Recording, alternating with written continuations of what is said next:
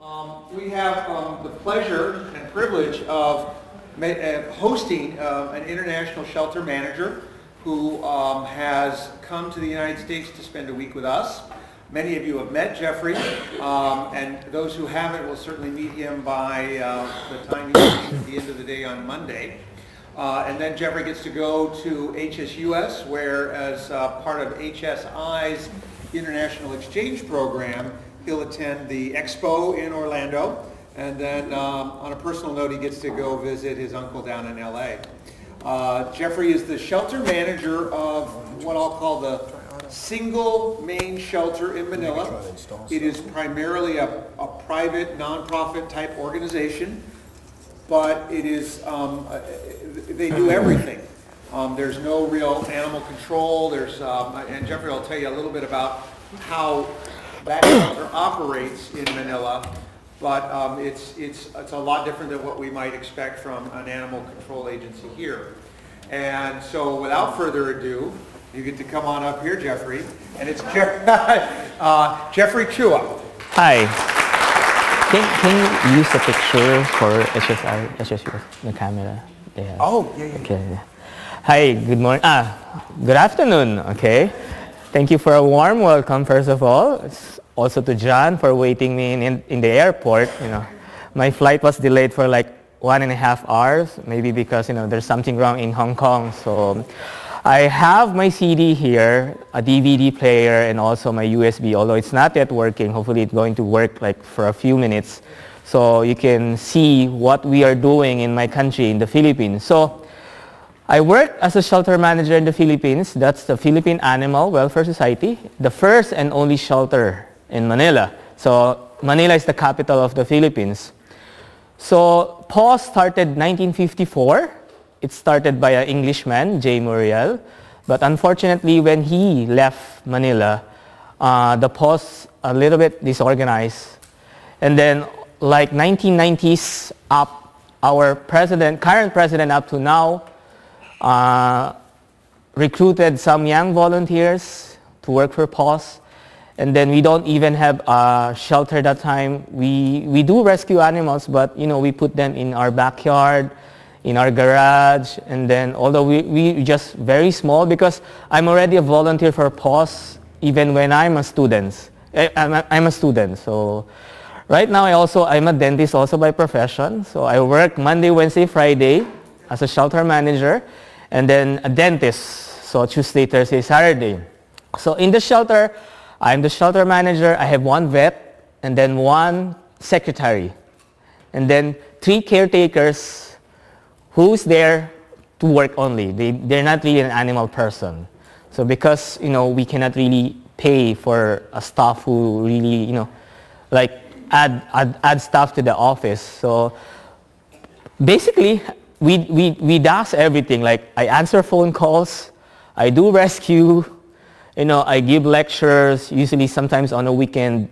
You know, this is for free all the time, because in our country, there are a lot of irresponsible people. You know, even the government doesn't even care with the animals. Just recently, last month, we have a law. It was passed. So all dogs should be vaccinated for rabies. But before, we don't have. So we have a lot of, you know, rabies cases.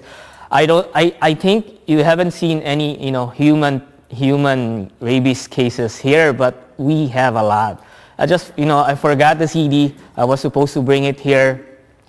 We also have like some dog fight cases. I don't know if you have it here also. So I rescued 2 pit bulls last year. It was last year, but unfortunately up to now, we have still, you know, we don't have any people jailed because of, you know, animal cruelty.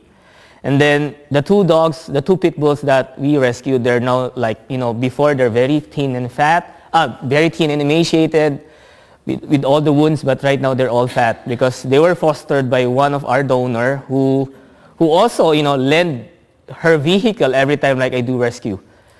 Because I always ask for vehicle like every time I do rescue. She's the owner of a vegetarian restaurant in the Philippines, so very popular also.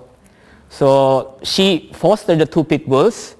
They're fat, very fat right now. I will show you some pictures. They look like a pig right now. So, but unfortunately, no, they're not yet castrated because, you know, it's not yet done. We still have to continue, you know, with the process of, you know, hopefully, you know, the offender be jailed soon. So I guess our attorney said it will take us like 5 years for that. Yes, that's our law, unfortunately, that we have to accept it. So, okay, we got at least 30 to 50 calls a day. So normally, you know, I answer calls. Most of them are all abandonment. People who wants to get rid of their dogs. You know, people like, oh, I'm leaving the country, so I need to get rid of my dog. Can you take care of it? And then some of the calls we have like also cruelty issues. Okay, with cruelty issues, we go out and do rescue also, but unfortunately, we are not really authorized to do that. We can do rescue, but you know, normally if there's a cruelty issue, I need to call the police first, an officer. But you know, an officer in our country doesn't even care, unless you push them down. You know, you push them. You know, you have to do this. This is against our law. So, but if I have like a report of cruelty, you know, I go out the office and then try to, you know, talk to the owner, although I'm not like going hard on the owner, like, hey, you're doing cruelty to your dogs, that's bad. Normally, I offer them help. Like, okay, I can offer you free veterinary services. I can bring your dog to the shelter, or you can bring the dog to the shelter, and then we can offer free veterinary services. And then after a while, I try to convince the owner, hey, you can just surrender your dog to me. And then normally, if you talk to them, you know, nicely, sometimes they will allow you, okay, pick up the dog. And then, I don't know, this is like a crazy thing, you know.